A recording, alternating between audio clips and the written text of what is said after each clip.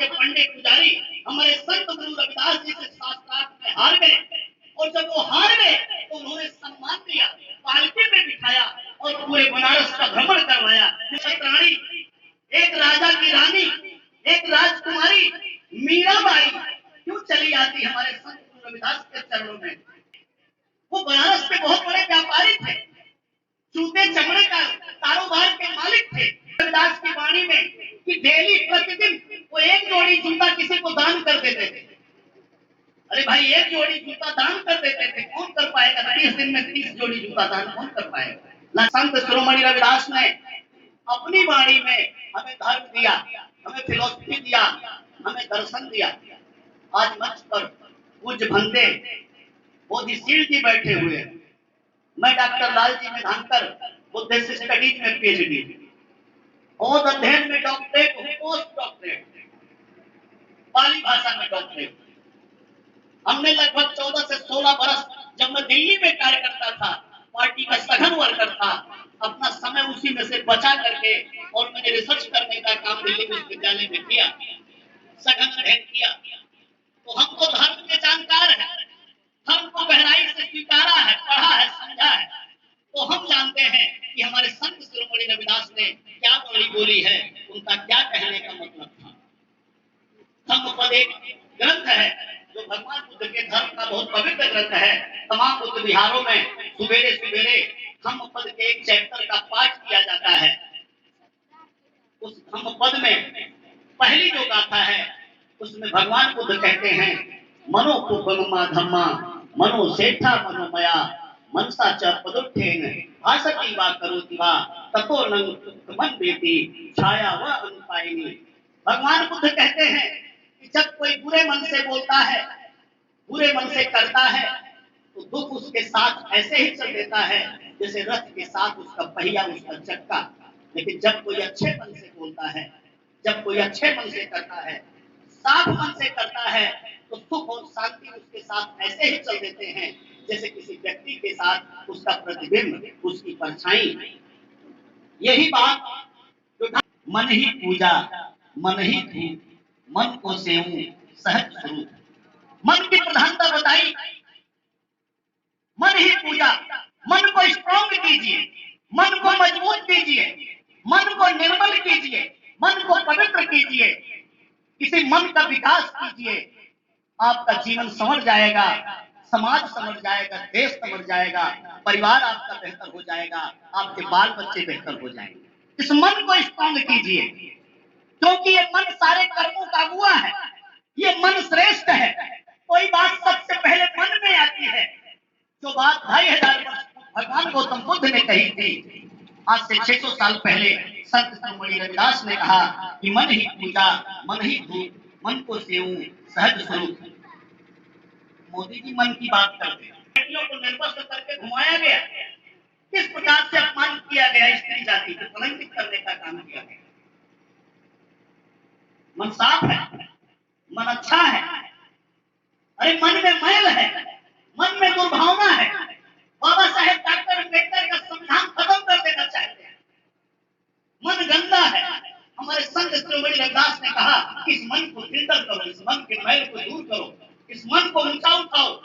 अरे ये मन अगर प्रधान हो गया, मन को अच्छा कर दिया, इसमें से गंदगी समाप्त कर दी, यही धर्म है। धर्म क्या है? भगवान गौतम बुद्ध से लोगों ने पूछा कि भगवान 2 लाइन में अगर कहना हो, एक बात में कहना हो, तो धर्म को क्या कहेंगे? भगवान ने कहा, सब पापस अकरणं कुशलस्य उपसंपदा सचित्त परियोगिपनं एकं बुद्धान शासनं।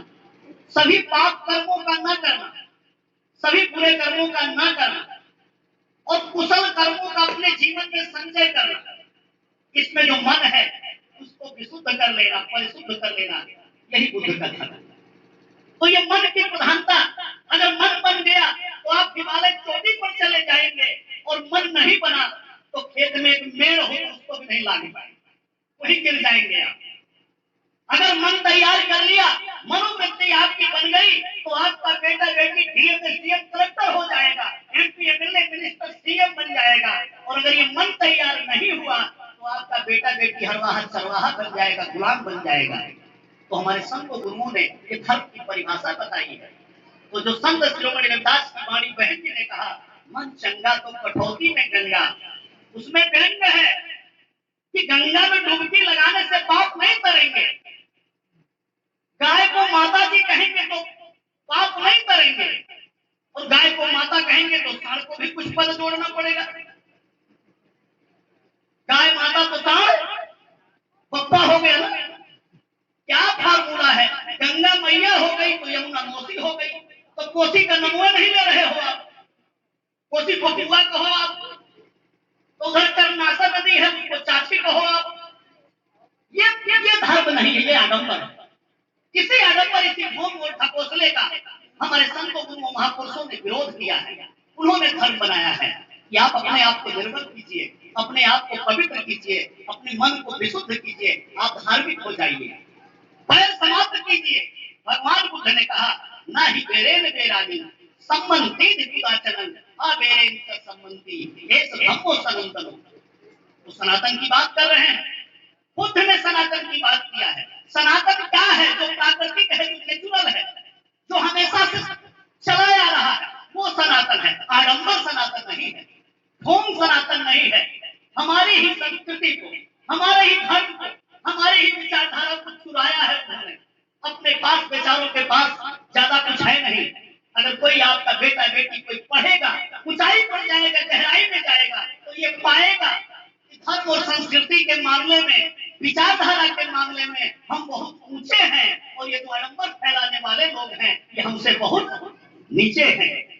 तभी तो अभी जब मैं आ रहा था तो हमारे कोई बंधु ये बता रहे थे कि काशी के राजा और वहां के पंडित पुजारी हमारे संत गुरु रविदास जी से शास्त्रार्थ में हार गए, और जब वो हार गए तो उन्होंने सम्मान दिया, पालकी में बिठाया और पूरे बनारस का भ्रमण करवाया, जिसको शोभा यात्रा कहते हैं। तो हमारे संत शिरोमणि रविदास कोई मामूली नहीं थे। संतों में संत थे, महान थे। जैसे भगवान गौतम बुद्ध महान थे, कबीरदास महान थे, हमारे संत शिरोमणि रविदास महान थे। ये महान लोग थे, इनकी विचारधारा पवित्र थी, पावन थी। अगर ये इतने ऊंचे नहीं होते तो एक छत्राणी, एक राजा की रानी, एक राजकुमारी मीराबाई क्यों चली आती हमारे संत गुरु रविदास के चरणों में? क्यों आते उनको अपना गुरु बनाती? इससे जाहिर होता है कि हमारे संत गुरु रविदास फोटो बनाते हैं और दो चार जूता चप्पल आगे रख करके कहते हैं ये बड़े गरीब थे, बड़े लाचार थे, यही काम करते थे। हमारे एक साथी ने दिल्ली यूनिवर्सिटी में संत रविदास पर पीएचडी किया है। उन्होंने शोध करके बताया कि नहीं, वो इतने गरीब नहीं थे, वो बनारस के बहुत बड़े व्यापारी थे, जूते चमड़े का कारोबार के मालिक थे। अच्छा चलिए एक तर्क करते हैं आप लोगों से। जूता खरीद के लाते हैं ना, कितने का मिलता है? 10,000 का भी मिलता है, 35,000 का भी मिलता है। जो जितना बड़ा आदमी उतना महंगा जूता पहनता है। कौन सी कंपनी बनाती है? तरह तरह की कंपनी। कोई बाटा वाला बनाता है, तो बाटा वाला गरीब होता है क्या? लाचार होता है। ऐसे कहा गया है संत रविदास की वाणी में कि डेली प्रतिदिन वो एक जोड़ी जूता किसी को दान कर देते थे। अरे भाई, एक जोड़ी जूता दान कर देते थे, कौन कर पाएगा? 30 दिन में 30 जोड़ी जूता दान कौन कर पाएगा? लाचार गरीब कर पाएगा क्या? एक जूता अगर आपको 1000 रुपए का भी हो तो लाचार गरीब कर पाएगा क्या? संत शिरोमणि रविदास, उन्होंने वो कारोबार उनके घर में था, उनके माता पिता अमीर लोग थे, लेकिन वो संत और फकीर निकले, महापुरुष निकले। उनका मन उसमें ज्यादा नहीं जचा, और उन्होंने पूरे देश में घूम घूम करके और अपनी वाणी का प्रचार किया। उनकी जो गाथाएं हैं, उनकी जो वाणी है संत शिरोमणि रविदास की, आप उसका अध्ययन करेंगे। एक बात और तर्क हम कहेंगे आपसे, तमाम राग उसमें समाहित है, तमाम पद उसमें समाहित है। कोई कविता लिखता है, कविता बनाता है, कोई कुमार विश्वास है, उसको कविता बोलता है, बहुत बड़ा विद्वान लोग कहते हैं, बहुत बड़ा जानकार लोग कहते हैं। वो पीएचडी किया होता है, एमए किया होता है, एमफिल किया होता है। जो कवि होता है, बड़ा नाम होता है। हमारे संत शिरोमणि रविदास की गाथाओं का अध्ययन कीजिए, उनकी वाणी का अध्ययन कीजिए, पसीने छूट जाएंगे। कैसे उसमें पद है, कैसे उसमें राग है, कितनी ऊंची फिलोसफी, कितना ऊंचा दर्शन उन्होंने दिया है। कैसी ऊंची बात कही है। तो संत शिरोमणि रविदास जरूर जूता सिलने वाले कम्युनिटी से संबंध रखते होंगे, लेकिन वो दार्शनिक थे, फिलोसफर थे, वो भारत देश के महान विद्वान थे। तभी राजा लोग नतमस्तक हुए, तभी ब्राह्मण लोग नतमस्तक हुए, तभी क्षत्रियां नतमस्तक हुई, तभी उनके पूरे देश में शिष्य बने। आप चले जाइए साउथ में भी, वहां भी रविदास का मंदिर दिख जाएगा, रविदास को मानने वाले दिख जाएंगे। नॉर्थ ईस्ट में चले जाइए, वहां भी रविदास को मानने वाले दिख जाएंगे। आप पंजाब में, राजस्थान में, गुजरात में चले जाइए, वहां भी रविदास को मानने वाले दिख जाएंगे। हमारे संत शिरोमणि रविदास कितने महान थे। पूरे देश में भ्रमण किया, दुनिया में भ्रमण